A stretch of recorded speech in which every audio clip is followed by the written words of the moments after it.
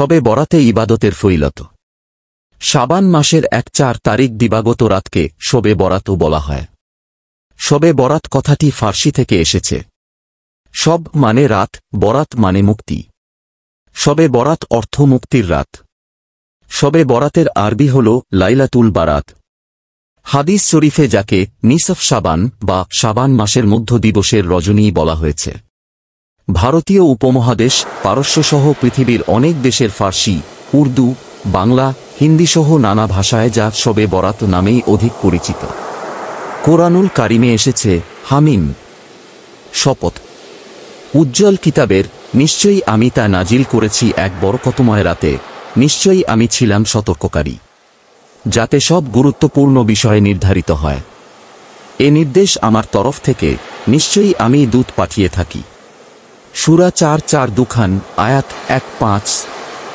মুফাসসিরিনগণ বলেন, এখানে লাইলাতুম মুবারাকা বা বরকতময় রজনী বলে শাবান মাসে পূর্ণিমা রাতকেই বোঝানো হয়েছে। তাফসিরে মাঝহারি, রুহুল মাআনি ও রুহুল বায়ান। হযরত ইকরিমা রাদিয়াল্লাহু আনহু প্রমুখ কয়েকজন তাফসিরবিদ থেকে বর্ণিত আছে, সূরা দুখান এর দ্বিতীয় আয়াতে বরকতের রাত বলে শবে বরাতকে বোঝানো হয়েছে। মারিফুল কোরআন। হাদিস শরীফে আছে, হযরত মুয়াজ ইবনে জাবাল রাদিয়াল্লাহু আনহু থেকে বর্ণিত, নবী করিম সাল্লাল্লাহু আলাইহি ওয়াসাল্লাম বলেছেন, আল্লাহ তাআলা অর্ধশাবানের রাতে মাখলুকাতের দিকে রহমতের দৃষ্টি দেন এবং মুশরিক ও বিদ্বেষ পোষণকারী ছাড়া আর সবাইকে ক্ষমা করে দেন। ইবনে হিব্বান ৫৬৬৫, ইবনে মাজাহ ১৩৯০, রাজিম ২০৪৮, ইবনে খুজাইমা কিতাবুত তাওহীদ পৃষ্ঠা ১৩৬, মুসনাদে আহমদ চতুর্থ খণ্ড পৃষ্ঠা ১৭৬। নবীজি সাল্লাল্লাহু আলাইহি ওয়াসাল্লাম বললেন, এটা হল অর্ধ শাবানের রাত।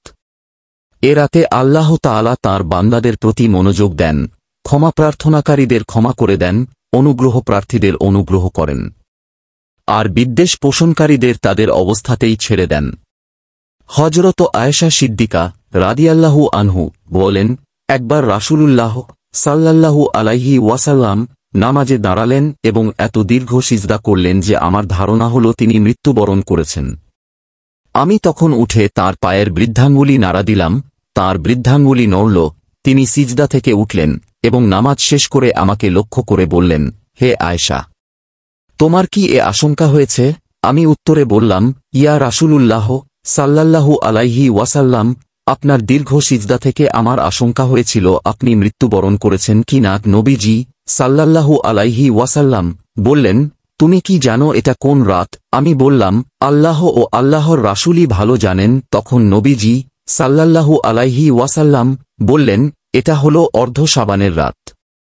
এ রাতে আল্লাহ তাআলা তাঁর বান্দাদের প্রতি মনোযোগ দেন, ক্ষমা প্রার্থনাকারীদের ক্ষমা করে দেন, অনুগ্রহ প্রার্থীদের অনুগ্রহ করেন, আর বিদ্বেষ পোষণকারীদের তাদের অবস্থাতেই ছেড়ে দেন। শুআবুল ঈমান তৃতীয় খণ্ড পৃষ্ঠা ৩৮২। হযরত আয়েশা রাদিয়াল্লাহু আনহু থেকে বর্ণিত হয়েছে, নবীজি সাল্লাল্লাহু আলাইহি ওয়াসাল্লাম এ রাতে মদিনার কবরস্থান জান্নাতুল বাকিতে এসে মৃতদের জন্য দোয়া ও ইস্তিগফার করতেন। তিনি আরও বলেন, নবীজি সাল্লাল্লাহু আলাইহি ওয়াসাল্লাম তাঁকে বলেছেন, এ রাতে বনি কালবের ভেড়া বকরীর পশমের সংখ্যার পরিমাণের চেয়েও বেশি সংখ্যক গুনাহগারকে আল্লাহ ক্ষমা করে দেন। তিরমিজি ৭৩৯। রাসূলুল্লাহ সাল্লাল্লাহু আলাইহি ওয়াসাল্লাম বলেন, যখন শাবানের মধ্য দিবস আসবে তখন তোমরা রাতে নফল ইবাদত করবে ও দিনে রোজা পালন করবে। ইবনে মাজাহ। নবী করিম সাল্লাল্লাহু আলাইহি ওয়াসাল্লাম বলেছেন, ১-৪ শাবান দিবাগত রাত যখন আসে তখন তোমরা এ রাত ইবাদত বন্দেগীতে কাটাও এবং দিনের বেলায় রোজা রাখো, কেননা এদিন সূর্যাস্তের পর আল্লাহ তাআলা দুনিয়ার আসমানে নেমে আসেন এবং আহ্বান করেন, কোন ক্ষমা প্রার্থী আছো কি? আমি ক্ষমা করব। কোন রিজিক প্রার্থী আজ কি? আমি রিজিক দেব। আজ কি কোনো বিপদগ্রস্ত? আমি উদ্ধার করব। এভাবে ভোর পর্যন্ত আল্লাহ মানুষের বিভিন্ন প্রয়োজনের কথা উল্লেখ করে আহ্বান করতে থাকেন। ইবনে মাজাহ ১৩৮৪। এছাড়া প্রতি মাসের ৩, ১, ৪ ও ১, ৫ তারিখ আইয়ামে বীদের নফল রোজা তো আছেই, যা হযরত আদম পালন করেছিলেন এবং আমাদের প্রিয় নবী সাল্লাল্লাহু আলাইহি ওয়াসাল্লাম ও পালন করতেন, যা মূলত সুন্নাত। বিখ্যাত মুহাদ্দিস ফকিহ হাফিজ ইবনে রজব রাদিয়াল্লাহু আনহু বলেন, এদিনের রোজা আইয়ামেবিদের রোজার অন্তর্ভুক্ত। লাতাইফুল মারিফ পৃষ্ঠা 151। এছাড়া মাসের প্রথম তারিখ, মধ্য তারিখ ও শেষ তারিখ নফল রোজা গুরুত্বপূর্ণ। শবে বরাতের রোজা এর আওতায়ও পড়ে। সোমে দাউদি পদ্ধতিতে একদিন পর একদিন রোজা পালন করলেও প্রতিটি বিজোড় তারিখ রোজা হয় এবং শবে বরাতের রোজার শামিল হয়ে যায়। সর্বোপরি রাসূল সাল্লাল্লাহু আলাইহি ওয়াসাল্লাম রমজান মাসের পর রজব শাবান মাসে বেশি নফল নামাজ ও নফল রোজা পালন করতেন। শাবান মাসে কখনো 1-0টি, কখনো 1-5টি, কখনো 2-0টি নফল রোজা, কখনো আরও বেশি রাখতেন। এমনকি উম্মুহাতুল মুমিনিনগণ বর্ণনা করেছেন, রাসূলুল্লাহ সাল্লাল্লাহু আলাইহি ওয়াসাল্লাম শাবান মাসে এভাবে নফল রোজা রাখা শুরু করতেন, মনে হতো তিনি আর কখনো রোজা ছাড়বেন না। মুসলিম হিজরি বর্ষের শাবান মাসের 1-4 তারিখ ধর্মপ্রাণ মুসলমানরা সৌভাগ্যের রাত হিসাবে পালন করেন। এই রাতে ধর্মপ্রাণদের জন্য কৃপার দরজা খুলে দেন মহান আল্লাহ। তাই এই রাতটি পবিত্র শবে বরাত হিসাবে পালিত হয়। শবে বরাত শব্দের অর্থ, ফার্সি ভাষায় শব শব্দের অর্থ রাত, আর বরাত শব্দের অর্থ সৌভাগ্য। আরবিতে একে বলে লাইলাতুল বরাত, অর্থাৎ সৌভাগ্যের রাত। হাদিসের ভাষ্য অনুযায়ী আল্লাহ এই রাতে তাঁর বান্দাদের গুনহা, অপরাধ মাফ, ক্ষমা করে দেন, জাহান্নাম থেকে মুক্তি দেন। পবিত্র এই রাতে তাই ধর্মপ্রাণ মুসলমানরা পরম করুণাময় আল্লাহর অনুগ্রহ লাভের আশায় নফল নামাজ পড়েন, কোরআন তিলাওয়াত করেন এবং জিকিরে মগ্ন থাকেন। অতীতের পাপ অন্যায়ের জন্য ক্ষমা প্রার্থনা করার সময়ও এটি। একই সঙ্গে ভবিষ্যৎ জীবনের কল্যাণ কামনা করে মোনাজাত করেন ধর্মপ্রাণ মুসলমানরা। অনেকেই এদিন রোজা রাখেন এবং গোপনে দান খয়রাতের কাজ করে থাকেন। অনেকে এই রাতে তাঁদের মৃত পূর্বপুরুষদের জন্য আল্লাহর কাছে ক্ষমা চাওয়ার জন্য প্রার্থনার আয়োজন করেন। এই পবিত্র রাতে ধর্মপ্রাণ মুসলিমরা আত্মীয় প্রতিবেশী দুস্থ মধ্যে হালুয়া, ফিরনি সহ নানা রকমের খাবার বিতরণ করে থাকে। রাতে মসজিদ, কবরস্থান এবং মাজারে গিয়ে চলে প্রার্থনা। শবে বরাতের ইতিহাস। শবে বরাত পালনের প্রচলন হয় হিজরি 448 সনে। ফিলিস্তাইনের নাবলুস শহরের ইবনে আবিল হামরা নামে এক বাইতুল মুকাদ্দাস আসেন। তার তিলাওয়াত ছিল সুন্দর ও মধুর। তিনি শাবানের মধ্যরাত্রিতে নামাজে দাঁড়ালে তাঁর পিছনে এক লোক এসে দাঁড়ান। তারপরে তাঁর সঙ্গে তৃতীয় জন এসে যোগ দেন। এরপরে চতুর্থ জন। তিনি নামাজ শেষ করার আগেই বিরাট একদল লোক এসে তাঁর সঙ্গে যোগ দেন। পরবর্তী বছর এলে তাঁর সঙ্গে অনেকেই যোগ দেন ও নামাজ আদায় করেন। এতেই মসজিদুল আকসাতে এই নামাজের প্রথা চালু হয়। কালক্রমে অনেকেই একে সুন্নাত মনে করতে শুরু করেন। কোথায় কোথায় শবে বরাত পালন করা হয়। ব্যাপক উৎসাহ ও উদ্দীপনার সঙ্গে এই দিনটি পালন করা হয় গোটা দক্ষিণ ও মধ্য এশিয়া জুড়ে। ভারত, পাকিস্তান, বাংলাদেশ, শ্রীলঙ্কা, আজারবাইজান, তুরস্ক, Uzbekistan, Tajikistan, Kazakhstan, Turkmenistan, Kyrgyzstan জুড়ে চলে শবে বরাতের উৎসব। আরব বিশ্বে কেবলমাত্র সুফি ঐতিহ্যের আরব ও শিয়া মুসলিমরা এই উৎসব পালন করেন। স্থানভেদে এই উৎসব ভিন্ন নামে পরিচিত। ইরান ও আফগানিস্তানে নিম শাবান, তুরস্কে বিরাত কান্দিলি, ভারতীয় উপমহাদেশে শবে বরাত বা নিফসু শাবান। শবে বরাতের খাওয়া দাওয়া। পবিত্র শবে বরাতকে কেন্দ্র করে বাড়িতে বাড়িতে নানা রকমের হালুয়া, ফিরনি, রুটিসহ দারুণ খাবার তৈরির প্রচলন রয়েছে। এসব খাবার আত্মীয় স্বজন, প্রতিবেশী ও দুস্থদের মধ্যে বিতরণ করা হয়। সন্ধ্যার পর অনেকে কবরস্থানে যান।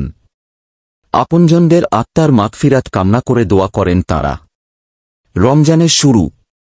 পবিত্র শবে বরাত মুসলিমদের কাছে এক কথায় রমজানের আগমনী বার্তা বয়ে আনে, কারণ আরবি ক্যালেন্ডার অনুসারে শাবান মাসের পরেই আসে রমজান মাস। তাই শবে বরাতের রাত থেকে আসন্ন রমজানের প্রস্তুতিও শুরু হয়ে যায় পুরোদমে। আমল পরিপালনের ক্ষেত্রে ইসলামে মধ্যপন্থা অবলম্বনের নির্দেশনা দেওয়া হয়েছে। রাসূল সাল্লাল্লাহু আলাইহি ওয়াসাল্লাম বলেছেন, তোমরা আমলে মধ্যপন্থা অবলম্বন করো, বাড়াবাড়ি করো না। সকাল সন্ধ্যায় ইবাদতের জন্য বের হয়ে পড়ো এবং রাতের কিছু অংশেও তোমরা অবশ্যই পরিমিতি রক্ষা করো, তাহলে গন্তব্যে পৌঁছতে পারবে। বুখারী শরীফ হাদিস 6463। মানবজীবনে মধ্যপন্থা অবলম্বনের ফজিলত সম্পর্কে আরও একাধিক হাদিস বর্ণিত হয়েছে। ইসলামে মধ্যপন্থা প্রশংসিত জেনেও আমাদের মধ্যে তা অবলম্বনের ঘাটতি দেখা যায়। শবে বরাতের ক্ষেত্রে বিষয়টি আরও প্রকট। মানে আমরা এ রাতের আমল ও করণীয় সম্পর্কে দুই ভাগে বিভক্ত, এক শ্রেণী বাড়াবাড়িতে লিপ্ত, আরেক শ্রেণী ছাড়াছাড়িতে। কেউ শবে বরাতকে সর্বশ্রেষ্ঠ রজনী আখ্যা দেন, আবার কেউ এটিকে একটি সাধারণ রাতের চেয়ে বেশি কিছু মনে করেন না। অথচ বিষয়টি এমন নয়, বরং এখানেও যদি আমরা মধ্যপন্থা অবলম্বন করি তাহলে সঠিক সিদ্ধান্তের ওপর থাকতে পারি। শবে বরাতের ফজিলত ও তার প্রামাণ্যতা। এ রাতের ফজিলত সম্পর্কিত একাধিক সহিহ হাদিস বর্ণিত হয়েছে।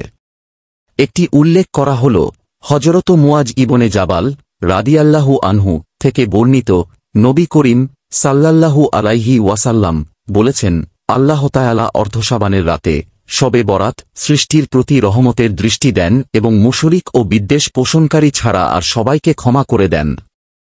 মুসনাদে আহমদ 4176।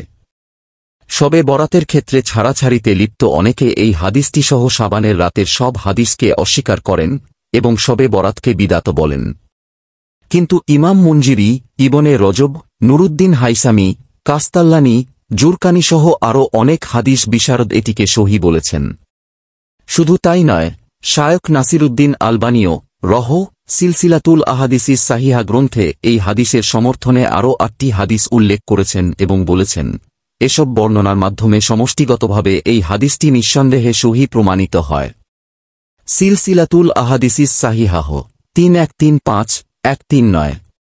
সুতরাং শবে বরাত আছে এবং এটি একটি ফজিলতপূর্ণ রাত, হাদিসের আলোকে এটি নিঃসন্দেহে প্রমাণিত হল।